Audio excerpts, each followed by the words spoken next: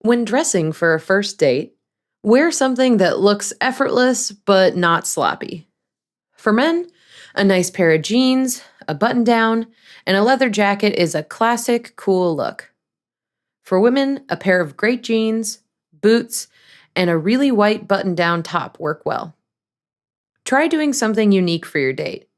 It doesn't have to be elaborate. Consider meeting at a coffee shop, grabbing drinks, and going for a walk in an interesting neighborhood. Activities in new environments help start more natural conversations. You can also mix up talking about the person's life and background with discussing their values and dreams. Saying something like, "What are you looking forward to this year?" Or "Who's somebody in your life that you really admire?" can transition you away from surface level topics. Don't forget to give your date your full attention to make the first date extra special. Small gestures like opening a door, offering to get them a drink, or asking thoughtful questions show you're genuinely interested in the other person. It's okay to kiss on the first date too, although it's equally okay not to.